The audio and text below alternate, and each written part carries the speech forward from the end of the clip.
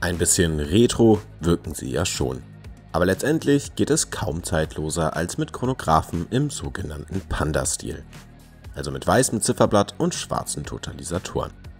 Wir haben uns 3 Modelle von den deutschen Fliegeruhrenspezialisten Sinn, Hanhart und Stover angeschaut und vergleichen sie für euch in diesem Video.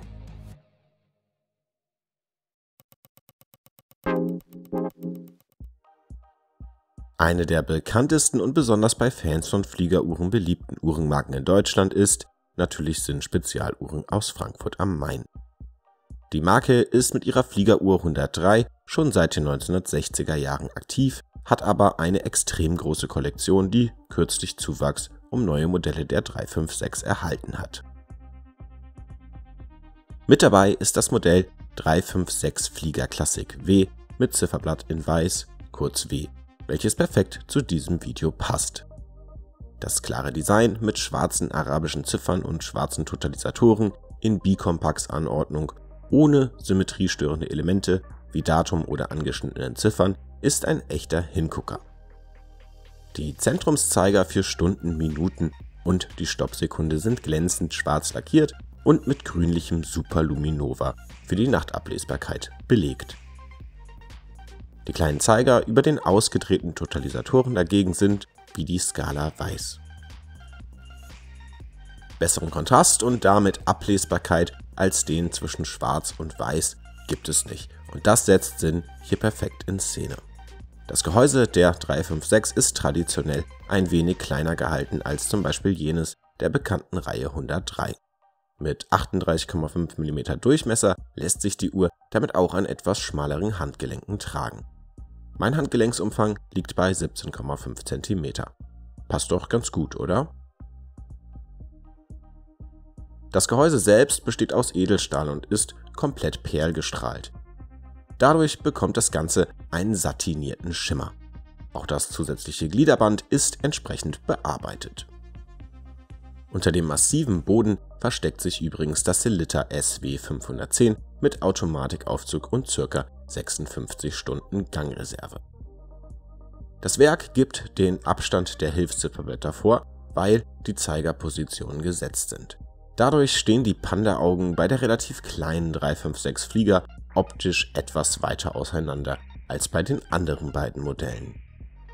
Die 356 Flieger Classic W hat in unserem Fall ein Deckglas aus Plexiglas. Das sorgt für Vintage-Charme und macht die Uhr günstiger. Bei der Bestellung kann man allerdings für 500 € Aufpreis ein Saphirglas auswählen. Die Uhr gibt es also ab 2.390 € am Lederband und mit Plexiglas oder 2.890 € mit Saphirglas. Das Gliederband gibt es für ein weiteres Plus von 225 €. Damit ist die 356 der perfekte Einstieg bei Sinn für alle, denen die 103 vielleicht zu groß oder mit ihren 3 Totalisatoren zu überladen wirkt. Ein besonders schönes Modell der 103 Classic 12 mit Keramiklünette und Farbschema in Beige und Braun haben wir übrigens zur Feier unseres 30. Jubiläums von Armbanduhren und in Kooperation mit Sinn Spezialuhren herausgebracht. Bei der 103 Classic 12H haben wir uns für die Tricompax-Anzeige mit Stundenzähler und Datumsanzeige entschieden. Noch gibt es einige wenige der insgesamt 300 Exemplare unseres Jubiläumschronographen. Mehr Infos im Video, das ich euch in der Beschreibung verlinke und auf armbanduhren-online.de. Zum gleichen Preis der 356 von Sinn, also 2.390 €, bietet Hanhart aus dem Schwarzwald aktuell ein Modell der 417 ES mit weißem Zifferblatt und schwarzen Totalisatoren an. Beim Zifferblatt hat Hanhart hier eine ganz ähnliche Vision wie Sinn. Arabische Zahlen, ausgedrehte Hilfszifferblätter und Spritzenzeiger für Stunden und Minuten. Im Vergleich zur Sinn sind die Ziffern bei Hanhart allerdings nur konturiert, was sie ein wenig in den Hintergrund treten lässt. Dafür sind sie bei Hanhart allerdings mit Superluminova ausgefüllt. Die Hilfszifferblätter erscheinen mir etwas symmetrischer arrangiert als bei der Sinn, dürften für meinen Geschmack aber vielleicht ein bisschen größer sein. Bei der Ablesbarkeit wurde der Fokus etwas mehr auf die Stoppfunktion gelegt, indem der umlaufenden Skala für die Chronographensekunde Ziffern in 5er-Schritten hinzugefügt wurden. Das ist bei der Modellreihe 417 ES ohnehin so gelöst, passt aber noch besser zur erweiterten Funktion des hier verbauten Kalibers AMT 5100M von Sellita, welches eine Flyback-Funktion bietet. Im Vergleich zum Sellita SW 510, das in den beiden anderen Uhren verbaut wird, muss man bei der Hanhart vor dem Reset der gestoppten Zeit nicht pausieren, sondern kann über den unteren Drücker direkt eine neue Messung starten, die auch automatisch anläuft. Besonders schön am relativ neuen Kaliber AMT 5100M ist außerdem das Upgrade auf Steuerung per Schaltrad. Der angedrohte ETA-Lieferstopp von Uhrwerken an die Konkurrenz der Swatch Group hat nicht nur viele Uhrenmarken dazu bewogen, eigene Manufakturkaliber zu entwickeln, sondern auch Mitbewerber wie Sellita beflügelt. Die Vielfalt und der Wettbewerb sind für die Kunden sicher förderlich. Manufaktur AMT ist eine Ausgründung von Sellita, die maßgeschneiderte Werke für Uhrenmarken herstellt. Allzu viele Details darüber sind nicht bekannt, aber vom Finish entspricht es ungefähr dem, was auch bei anderen Sellita-Werken gemacht wird. Hanhart ist jedenfalls eine der ersten Marken, die dieses neue Handaufzugswerk mit 58 Stunden Gangreserve verbaut. Durch die Einsparung einer Automatikgruppe kann die Hanhart mit ihrer drehbaren und kannelierten Edelstahllünette deutlich flacher bleiben als die Modelle von Sinn und Stowa. Nur 13,3 mm inklusive des Saphir-Boxglas misst das Modell, welches beispielsweise am klassischen Unterlagenband getragen werden kann. Die Unterlage soll gegen extreme Kälte oder Hitze des Metallgehäuses in Extremsituationen, zum Beispiel im Flugzeugcockpit, schützen. Man kann sie aber auch einfach weglassen. Die 417 ES Flyback gibt es übrigens auch als Reverse Panda und jeweils in 42 und 39 mm Durchmesser. Bei der kleineren Variante versteckt sich das Werk allerdings unter einem massiven Gehäuseboden, wie bei der Sinn 356 Flieger. 2.390 € mit Flyback-Funktion ist jedenfalls ein echter Kampfpreis und macht den Chronographen zum 140. Jubiläum von Hanhart zum echten Geheimtipp.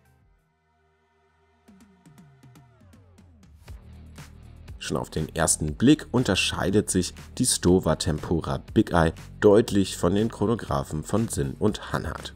Statt für den deutlichen Kontrast schwarz-weiß hat sich Stowa beim neuen Tempora Big Eye für ein Beige als Hintergrund entschieden.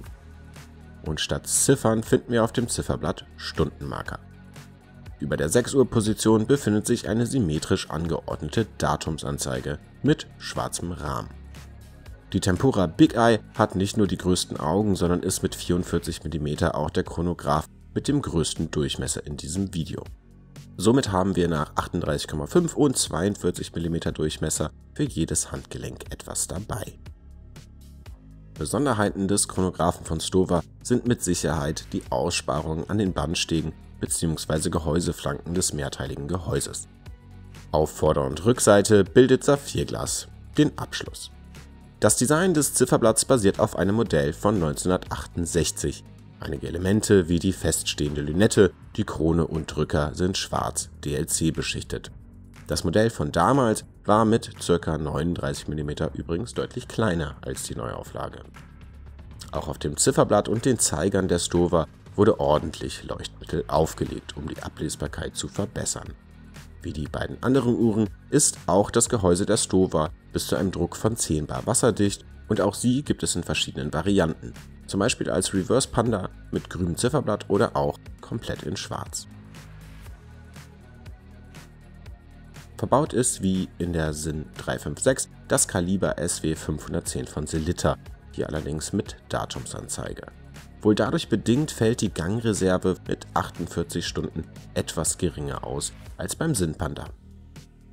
Für eine Automatikuhr sollte das allerdings völlig ausreichen. Der Preis der Tempora Big Eye liegt mit 2.990 € am Leder- oder Massivband in ähnlichen Bereichen wie der Sinn 356 mit zugebuchten Saphirglas-Upgrade, welches man für einen direkten Vergleich fairerweise einbeziehen sollte.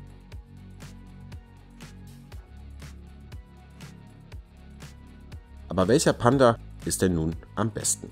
Schwere Frage, denn alle drei Modelle haben gewisse Stärken, die man nur schwer gegeneinander aufwiegen kann.